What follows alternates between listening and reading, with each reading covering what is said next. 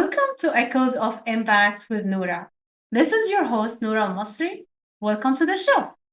I am really excited today. Why? Because I have a lot of special guests to talk to you about different topics. However, this is going to help you plan if you want to start a new business. I have my guest Firas, I already spoke with before, and we recorded a special segment which you're gonna listen to him after the break right now. So you can listen to him talking about strategic plan, about his experience. So make sure you are ready to write down what he's telling you. And again, you can watch this episode again online or in the podcast or on YouTube, wherever you want to watch it again, even if you are now listening on the radio or watching us on TV, you can always rewatch the episode. Another guest I'm talking to is Chris, who is going to talk about real estate and how he was successful and still successful as a realtor. He's going to also talk to you about buyer commission, the new law about it, what's new, what's really happening. And a lot of people think some have misunderstanding or misconception about what's really happening right now. So I wanted to speak to Chris to let you know what is really happening and tell you exactly what should you expect and what should you do.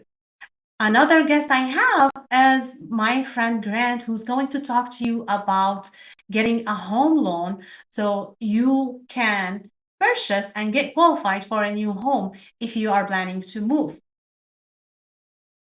One more thing we're going to talk about is the IRS. It's necessary that we talk about the IRS. Like they said, there's only two truths, the debt and IRS taxes, right? So you have to know what to do in order to avoid anything that you don't want to happen. I have a surprise for you that IRS maybe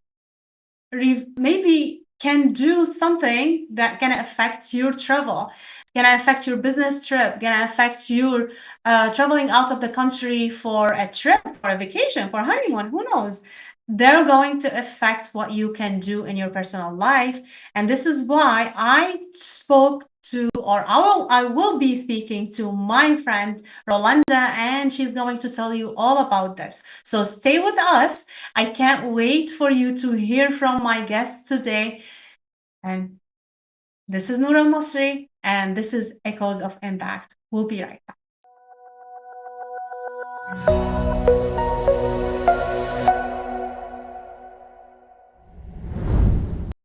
Welcome back. This is your host, Noura Masri, and this is Echoes of Impact with Noura. I have a special guest for you today. We're going to talk about a business in a real estate. And also, if you are looking to buy a home, there's a lot of changes happening in the market right now. So he's going to be able to talk to you about it and advise you on what you should or shouldn't do. Welcome, Chris Greenham. Chris, how are you doing today? Welcome to the show. Yeah, thank you for having me, Noura. I'm doing great, and I'm happy to be here. Awesome. Thank you so much. It's my pleasure to have you. So can you give the audience a little bit about your background? How did you start your real estate business? Absolutely. So I've been in real estate for about 6.5 years now, and came from the entertainment industry, the live entertainment industry, booking tours and managing concerts and things like that. And just love a fast-paced type of job and business, and wanted to be in business for myself. So always had a passion for real estate, and got my license. It started with Keller Williams. I've been with that company ever since. Had a little help when I got started as a member on a team. Then a couple years into my journey, launched out on my own, and have been a solo agent ever since. I help about 40 home buyers and sellers each year over the last 3 or 4 years, and looking to grow that into the future. That's amazing. And coming from actually the music industry, just to fast pace industry like real estate, I love your content. I love how you present the new homes that you are selling, like all your content. I just love it. I enjoy it. I never get bored of it. I get so much information about it. Can you tell me a little bit about how did you come with your strategy and social media, and how did that help you in your business? Because having like 40 homes a year, that's a lot for a lot of for a lot of agents. It is, and I'm trying to grow it all the time. So I'd love to help 60 people next year. But social media kind of came natural to me. So I'm a millennial. I'm on the older end of the millennial generation, but uh, been involved with social media just on a personal level for a long time, and then did it with in the entertainment industry and promoting tours and promoting bands. And we were selling Facebook ads before the Facebook ad market was as saturated as it is now. So I knew that I wanted it to be a part of my business strategy in real estate, and really tried to start from the very beginning. And what's funny, when I go back and look at my videos 6 years ago compared to where they are now, it's obviously a major evolution. Um, Today, I have a full-time videographer on my team who helps me, as you mentioned, market my properties, but also market my business, right, to new clients. And what I find is that not only do I meet new clients through social media, but one of the biggest advantages of it is that it helps me stay in touch with my current clients and the people that I've served before. Because typically in real estate, a lot of times we keep in touch with our clients by quarterly phone calls, cards in the mail, and things like that, very traditional sources of keeping in touch. But today, everybody's on social media. And so it's very easy for me to stay in front of my people by putting out content that they like to watch. That's awesome. And yeah, we should really utilize social media, because when people see you on their Facebook, on their Instagram, they will never forget about you. And also, I give a lot of tips. Having now a lot of people, they think about, okay, let me go into real estate. And then they get a lot of advice of like, it's going to take you so long to start generating income. What would you say to these people? Like, if they're still like afraid to come into the game, from when are they going to start generating income? Yeah, that's a great question. So, there's a couple ways to approach it when you get into real estate. When I got started, my biggest question was, do I want to start part-time and work another job while I try to, drum up business and get my business going? And that's one way to go about it. The other way is, should you just quit and jump head first, feet first right into real estate? And when I called and surveyed successful agents from around Chicagoland, every one of them told me that their best advice was to jump in full time. So we were lucky enough that we had saved some money so that I could afford not to have a paycheck for a little while, because it did take me a while. It took me 11 months before I made got my first contract. And then I got 8 contracts that month. So it took a long time to get into action, even though I was doing those activities day after day after day, making the phone calls, making the videos, learning, but finally it clicked. And then thankfully for me, it took off. For new people, I think the best advice I can give them is to get a mentor. And for me, my mentor was my team leader when I joined. And so I was really grateful for that relationship, to learn from him and his experience. And that really accelerated my learning when it could have taken a lot longer if I was on my own. Absolutely. I always tell people, like, get a coach, get a mentor, have someone, work with someone who did it before you, because they're going to save you a lot of pain and a lot of time. So let me ask you, it took you 11 months to get the first sale. So, and during that period of time, how did you feel? Like, did you feel like one time, like you wanted just to stop? Did you regret that you stepping into real estate? Or how did you manage your feeling, and how did you feel about it?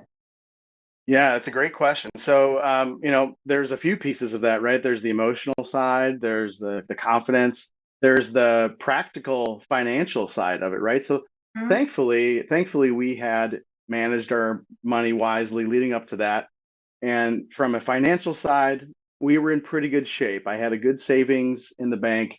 At the time, my wife was working a full-time W-2 job, so steady income there. And I was also performing in a band at the time, which was bringing in some additional income to at least help, contribute towards the bills of the household while I built up my business. From an emotional standpoint, there were times that it was challenging. I mean, I stayed positive, and I will say this is another great reason to get a mentor, because every week when I would report my numbers and I would say, okay, I had an appointment, but I didn't get a sale, I didn't get a contract, and he would say, hey, you're doing the right things. You're taking all the actions that you need to take.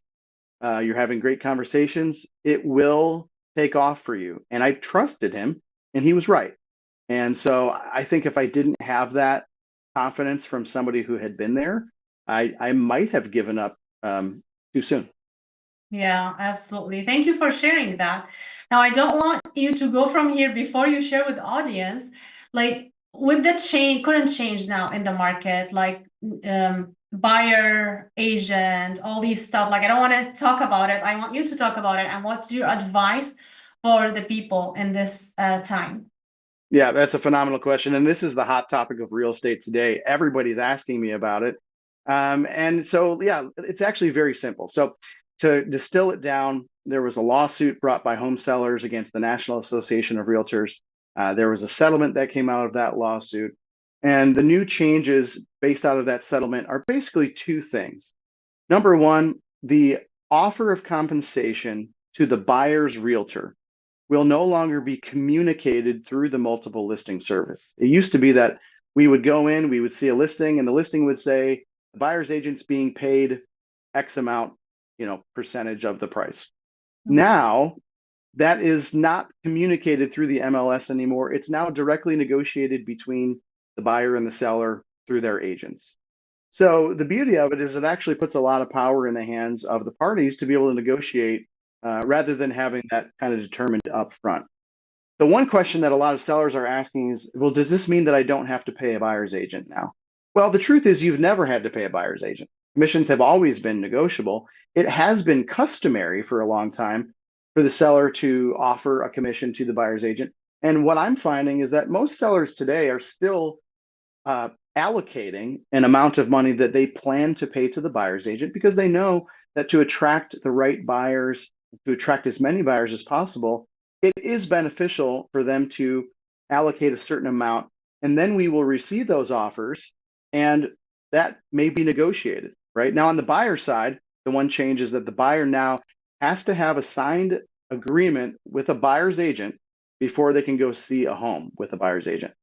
I have always done this with my clients. It protects both the agent and the client. Good for the client, because now you have an agent working solely for you, rather than me running around town opening doors for 50, 60 people a month.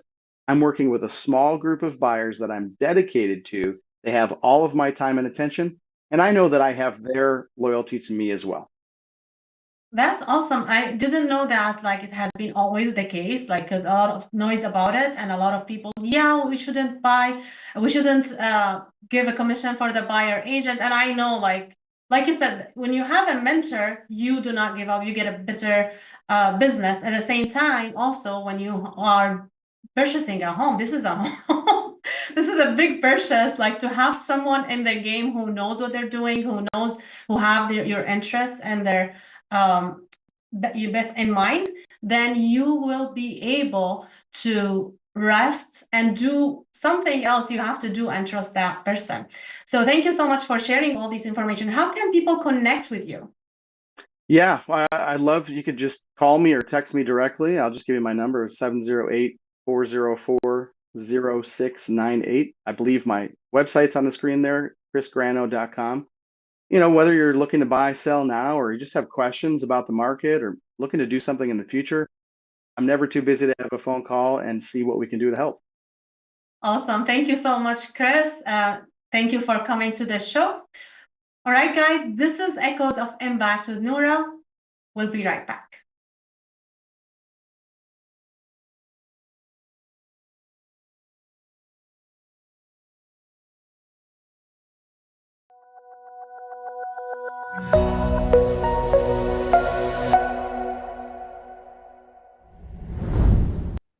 Welcome back. This is your host, Noura Masri, and this is Echoes of Impact with Noura.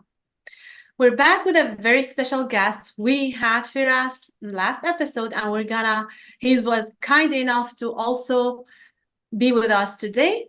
So we are going to talk about business plan, because if you're starting a business, you better know what you are planning. You heard Firas talking up last week about you have to set your goal, and we want to get practical here, and we want to give you a foundation. So welcome back, Firas. Welcome to the show. How are you today? I'm doing great. Thank you so much for having me again, Nora. I appreciate it. Of course, it's our pleasure. Thank you so much for sharing all the wisdom with our audience. It's very important for people to start the business, right? Or if they are already in business, to make sure they are successful. What are your thoughts on having a business plan? You spoke last time a lot about have a goal in mind. So we're going to get more specific and talk about the business plan. So I think it was Eisenhower who said, the plan is nothing, but planning is everything. So we'll start off with that. It's really important to have a business plan.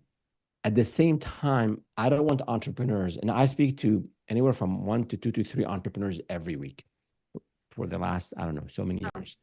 And I see in a lot of businesses end up failing 50%, 60%, depending on the stats that you read. 90% of businesses, some businesses fail. I think 2 main reasons. One is under planning, and the other one is over planning. So under planning, I have an idea. I want to go and do it. Quit my job, start, and then nobody's buying, right? That's just not going to cut it. I have, everybody hears about the Silicon Valley back of the envelope plan. That's how Google started. My friend, they started with the back of the envelope, but they were working 20 hours a day coding, right? And then they were learning, and they had a venture capitalist. And so you have to put the pen to paper and start writing something. But at the same time, I don't want you to over plan and spend weeks or months writing this 50-page document based on some online research without going out there and speaking with the potential buyers, speaking and learning from competitors, looking at industries that are trending up and those are trending down. So it's really a balance of writing something, but then using one of our, again, black belt principles is iterate fast and iterate on the go.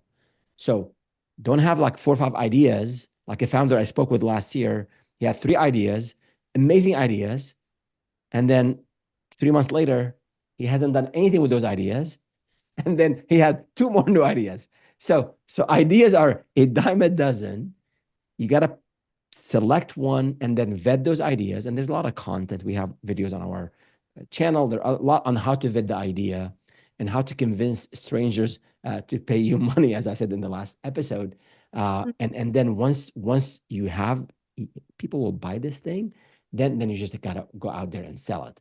So, and then you start learning from those experiences, and then you start beefing up your business plan. So I wanted to start with something maybe 2-3 pages, and then with experimentation, with research, with speaking with those who will buy from you, with researching the competition, with speaking with advisors who have been to where you want to go, and really build that business plan over time. Don't just sit on it for months and not do anything, or don't just jump into a business without doing any planning at all.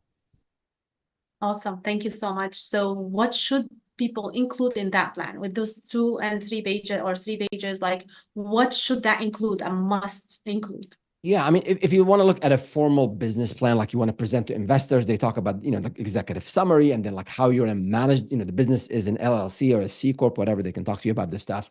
Like who's calling the shot if you have 3 business partners, if you have an investor. So that's important, like who's making the shot, calling the shot on major issues. And then there's, marketing, sales, how you want to deliver.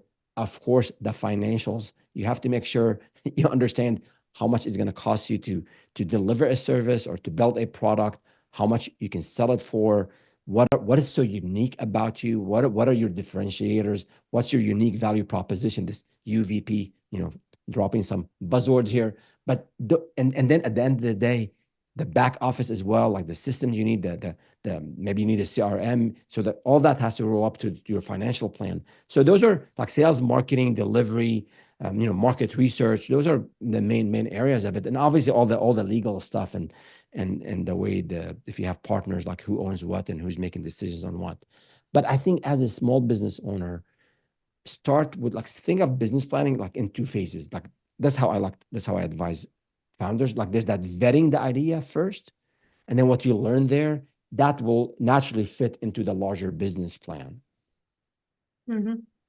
Awesome. So when you look at the business plan, how would you identify this is a good business plan or a bad business plan?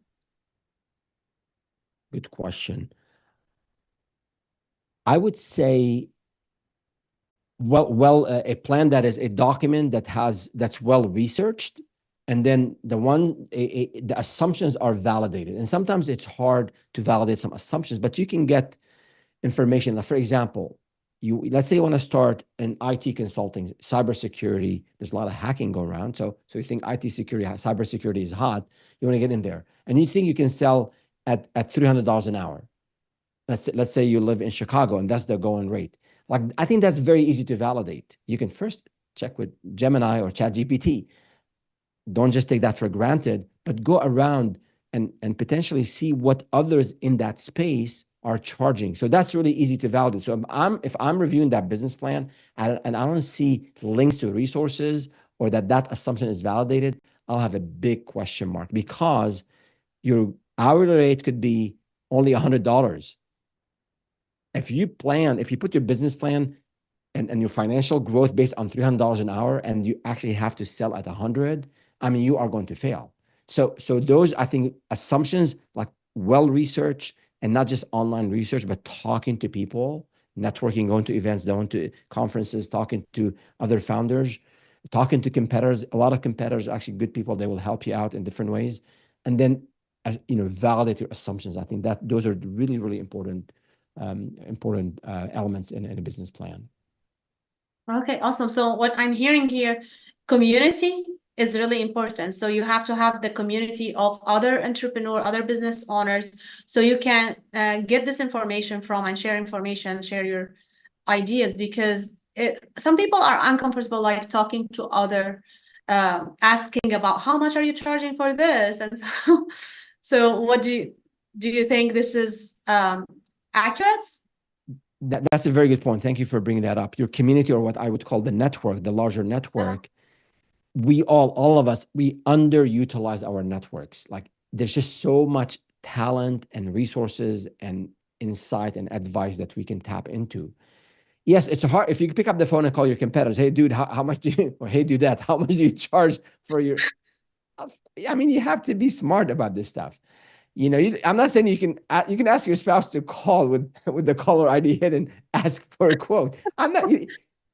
You can do that. I'm not saying you do that, but if you go to conferences, if you speak with your network, people who hire IT consultants, to stay with our example, they'll tell you, right? And you don't need to be exact. You just need to get a feel of what's out there, and then you will differentiate. Maybe you'll get this latest AI-based certification, and you can charge $350, right? So I want you to understand, or maybe there's a huge demand and you can charge more, or maybe there's not a whole lot of competition. So there's that research will help you, I think, validate what you're assuming, and then getting that validation will come from your own research and then tapping into your network 100%. Just you have to be, be nice about it, and always in these things, especially when you're starting a business, you need the help of a lot of people. So don't be selfish, don't be tight-fisted. Help others as well. No matter how much you're struggling, there are other people, in most cases, who are struggling more. So as you're seeking the help of others, reciprocate. As you're doing a walk or taking a hike on a weekend, help a younger entrepreneur.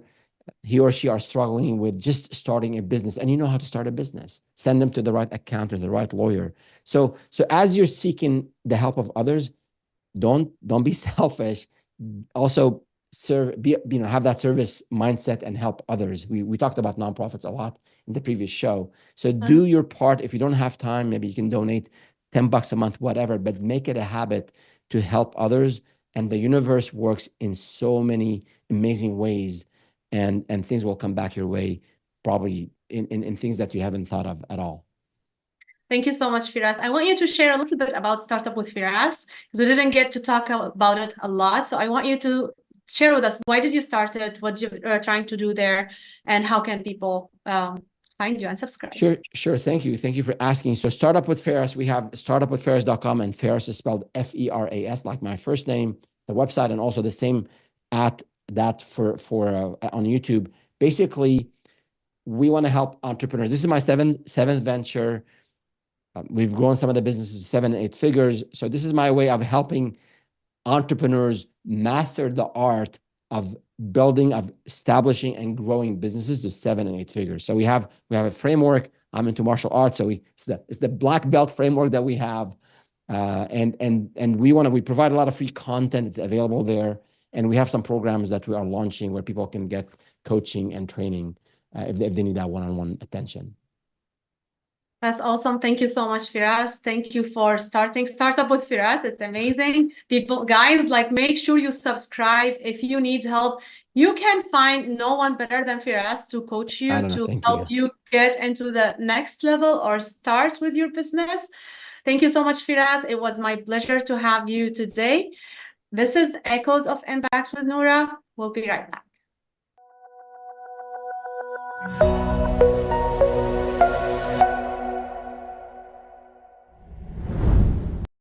Welcome back. This is your host, Noura Al-Masri, and this is Echoes of Impact with Noura. I can't wait to talk to my friend Grant about how can you qualify for a loan to get your dream house. You're going to learn a lot from Grant. We're going to continue the conversation about real estate, what's going on with everything right now, as it is a hot topic in the media, interest rate, all these stuff.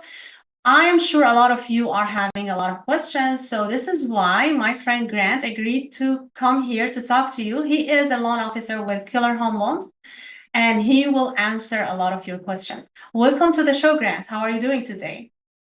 I'm doing great. Thank you so much for having me on today. I really appreciate it. Of course. Thank you for agreeing to be here and get the people who are looking for this information some answers. But before we do that, I want you to talk a little bit about yourself, about your background, and how did you get into what you're doing right now? Yeah, great question. So let's see. I mean, right off the bat, my father, he's been in lending for about 30 years at this point. So I've just been around it my entire life. Even back in high school, my first internship was at a mortgage company.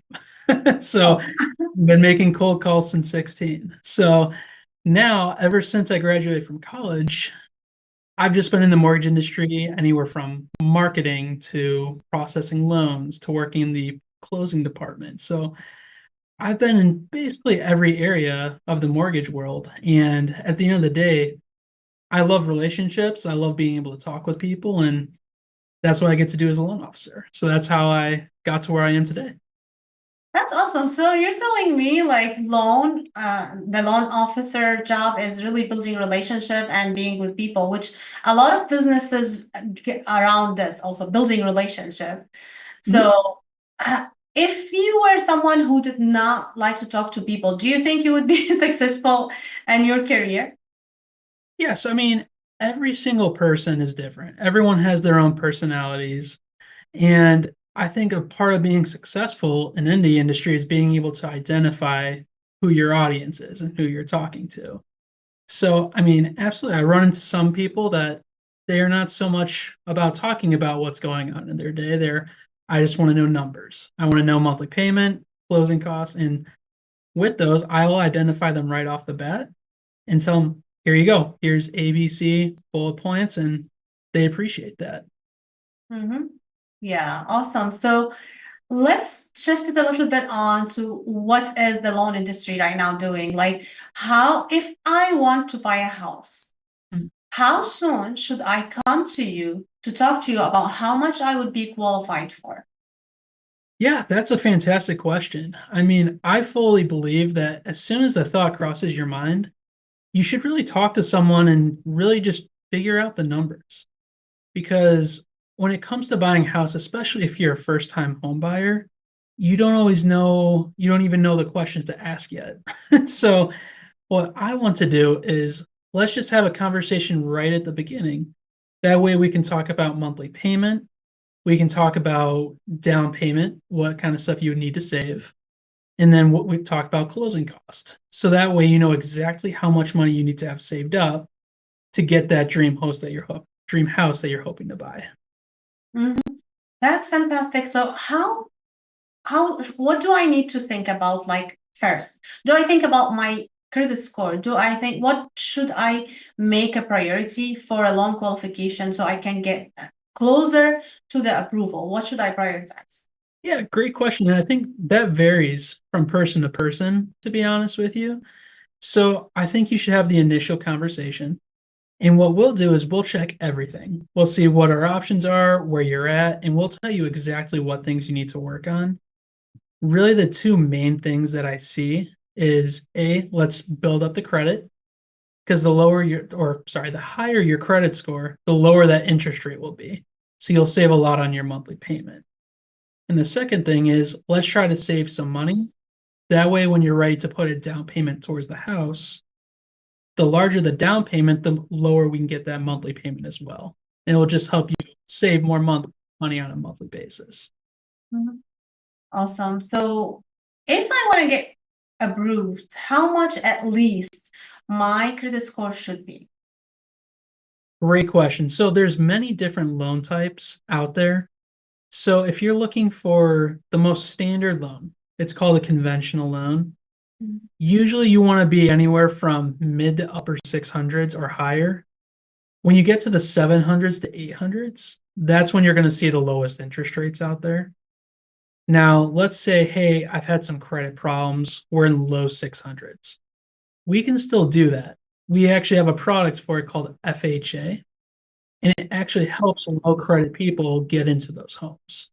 So literally about a month ago, we actually helped someone with a 582 credit score get into a home using that FHA product. So it's always worth at least taking a look just so we can see what we can do. So speaking of the FHA, a lot of people think this is the first home buyer. Like, if I already have a home, I cannot use FHA. And we had a conversation the other day, me and you told me this is not necessarily true. So can you educate the people, like, on what it is, and can I do an FHA loan even if I already purchased a home before using FHA?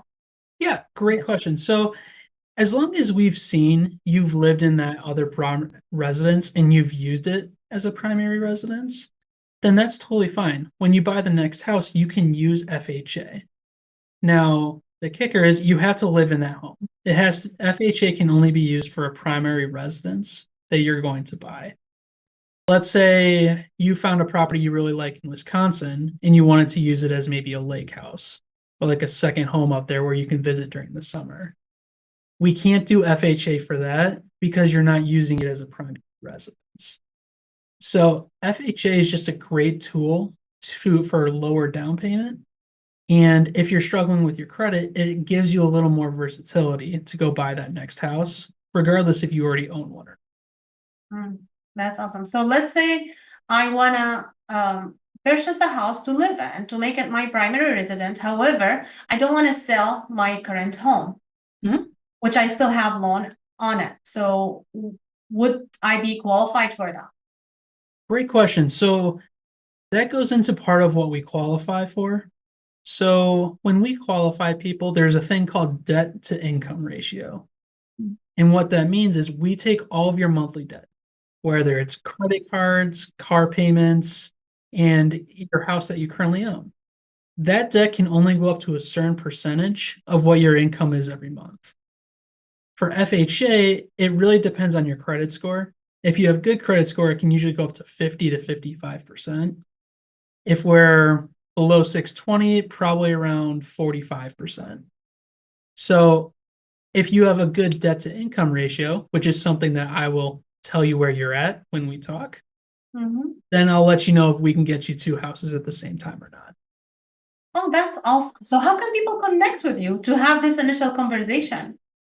Yeah, so I mean, I think I may have handed you guys my email and cell phone. I always use my cell phone for everything. It's just easier for you guys to connect with me.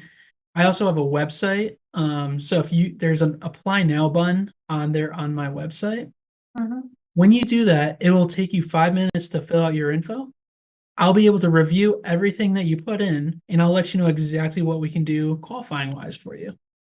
Awesome. Would you mind sharing your cell phone and your website? Because there are some people listening to us on the radio. So I want to make sure they get the information.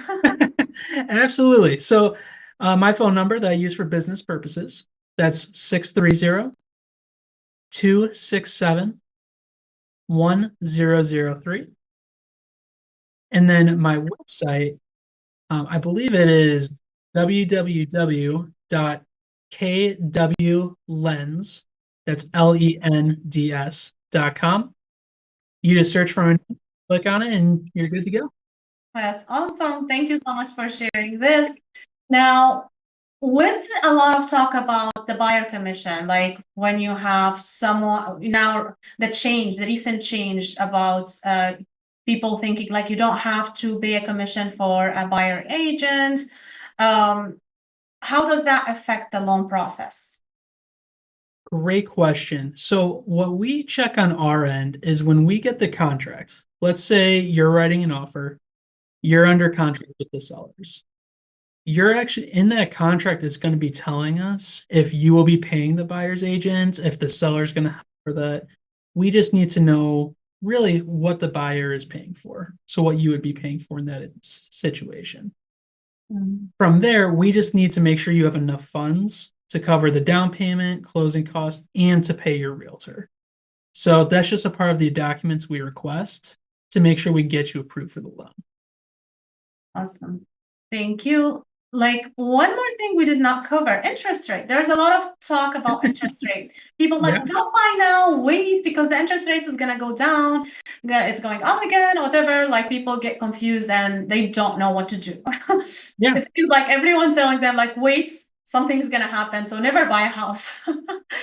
Yeah, so that's always a very interesting topic and something I love to talk about. So thanks for asking that. So when it comes to interest rates, my philosophy behind it is yes, there's a very good chance the rates will go down. In September, there's a Fed meeting happening to where they're going to discuss what they're going to do with the rates with the inflation numbers. And it's expected that they're going to cut the rates by a quarter. If that happens, mortgage rates will continue to keep dropping. Now, if you're trying to time the market for the rates to drop a certain point, the longer you wait, the more buyers you're competing against, because that's what every other buyer out there is thinking as well.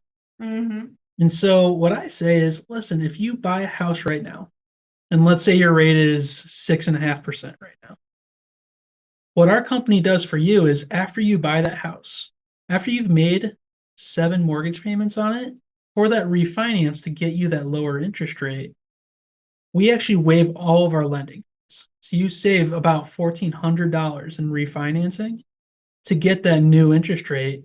That way you didn't miss out on anything. So you gained equity in the home because you bought before everyone else did. And you're also getting the same rate they are because you're refinancing to match those rates. Oh, that's interesting. Yeah. So, I mean, the rates will continue to go down. Now, obviously, we're in a market, it's an election year. You never know what could be coming our way, but I'm always under the influence. Rates right now are at the lowest they've been in the last year. So, I mean, if you're waiting for rates to be going down, I think now's the time to where they are low. Absolutely. Thank you so much, Grant, for sharing all these fruitful information with everyone. I'm sure everyone's going to find it helpful. Thank you so much again for being here with us at Echoes of Impact. Yeah. Guys, thank you. Of course. Thank you. This is Echoes of Impact, and this is your host, Noura Al-Masri. We'll be right back.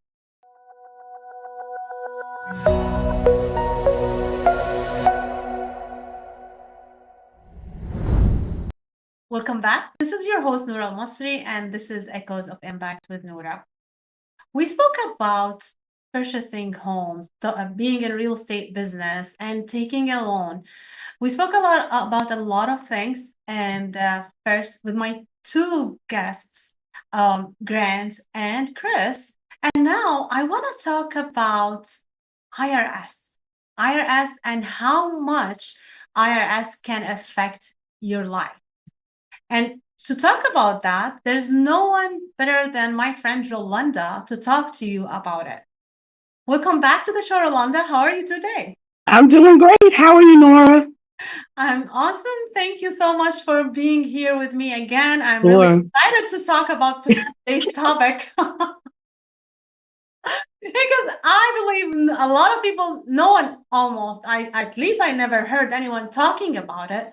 So I'm glad we're going to talk about it, and you're going to give us your advice on what people should do and a lot more. So before we talk, how can IRS affect everyday's life of someone? How much they can affect it? Okay, great. Again, thank you so much for having me. The IRS can have an effect on your everyday life, even your vacations. I've talked with clients before, and the IRS has threatened to, or they've received a notice that the IRS is threatened to take their passport. Yes, take their passport. And that could affect your vacation out of the country. That could affect your business. Many of us do business and we travel around to do business. And so the IRS, they can be instructed by the State Department to revoke your passport so you won't have any ways to get out and enjoy life and grow your business. Oh my God, this is terrible. Because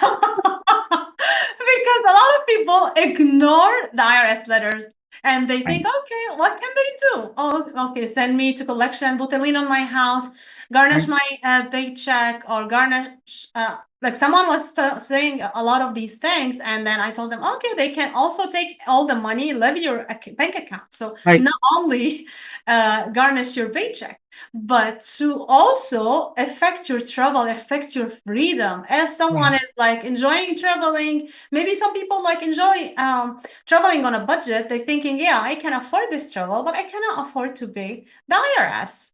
So in order to prevent this and make sure someone can still have their freedom and they can keep their passport, what should they do if the IRS threatens them, or to avoid that to happen, even like that, getting that letter of threatening them to get the passport? Right. So first of all, typically, if they have a balance around 50,000 or more, including their interest and penalties, the State Department can go to the Internal Revenue Service and say, hey, I want you to revoke this passport.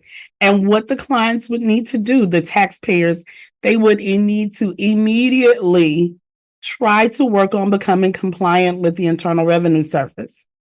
Once they become compliant, that means do an installment agreement, try to get an offer in compromise, try to be current, do a current not collectible. There's so many ways that they can become compliant. But the first step is to contact your tax professional if they're credentialed to work with you on that. Of course, if they're not credentialed, you can always contact our office. We will do free consults with you, work on becoming compliant. After you become compliant with the IRS, that's not it. You need to make sure that you go to the State Department so that the State Department can get the necessary documents to make sure that your passport is not revoked. Oh my God. This is a really hustle. So I can break someone's summer or someone like business deal because you want to go for maybe a mastermind or business agreement or whatever. And now you cannot do it anymore. Or maybe traveling for work if you are an employee. Yes. So that can endanger your work life. Oh my God. This is really a news for a lot of people. Do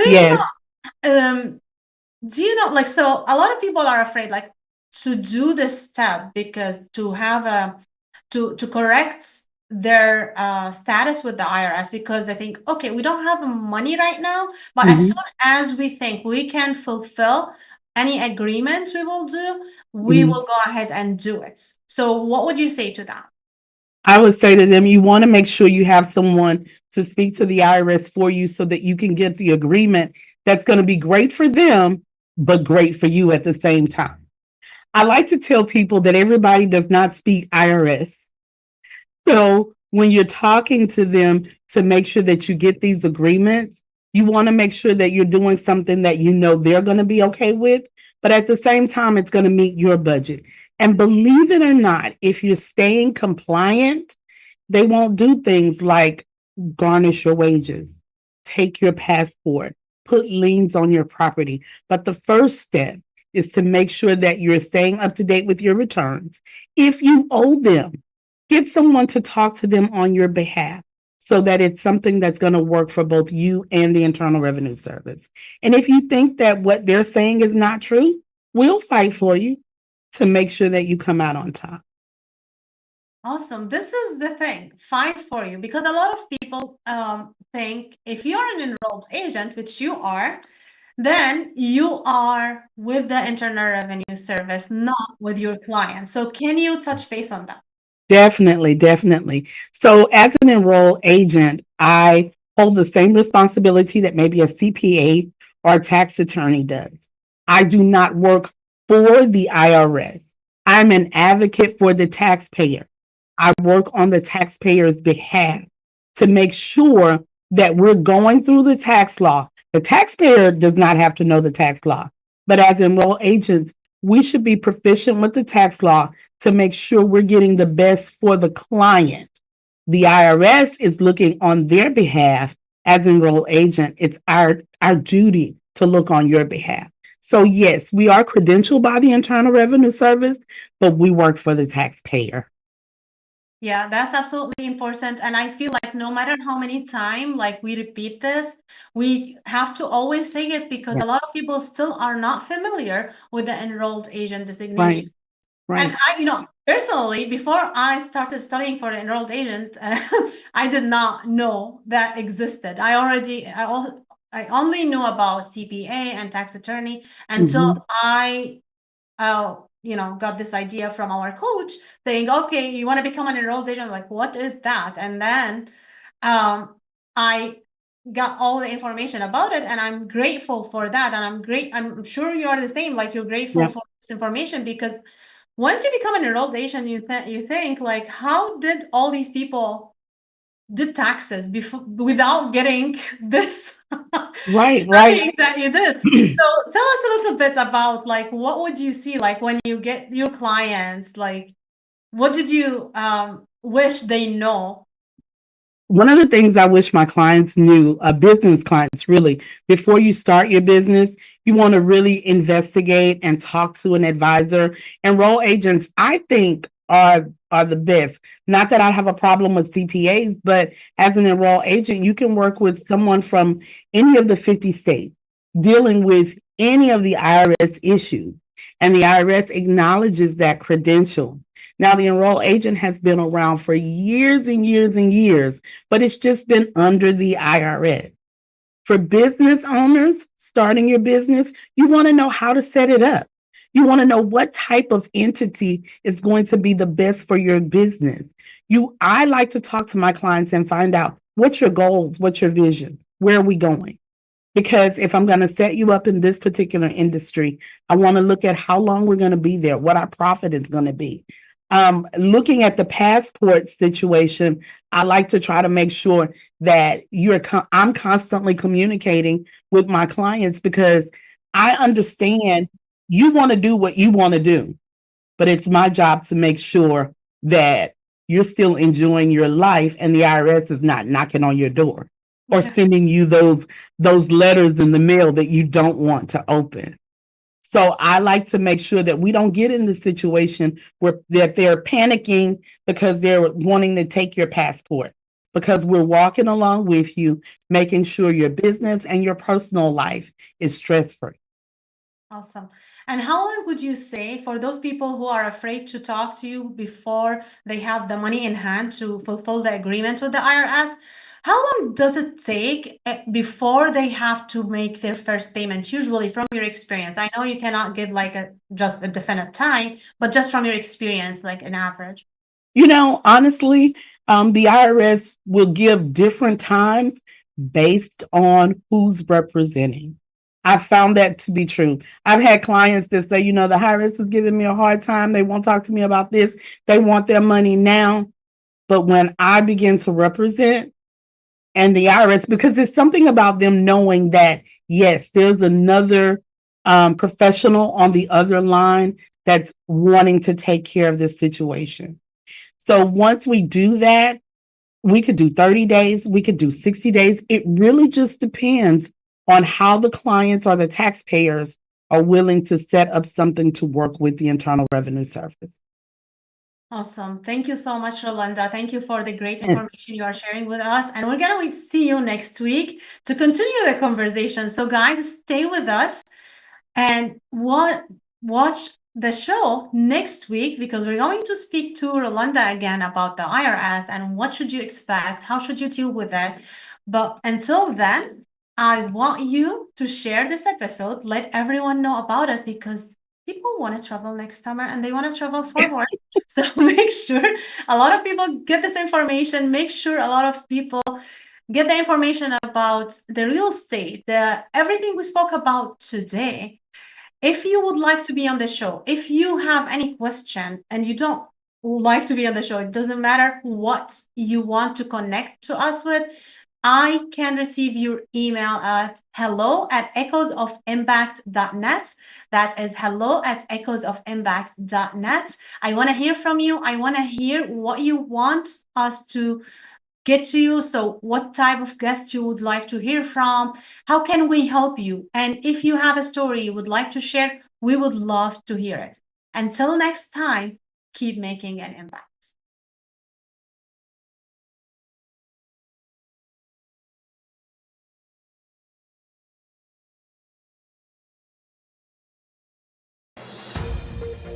This has been a Now Media Networks feature presentation. All rights reserved.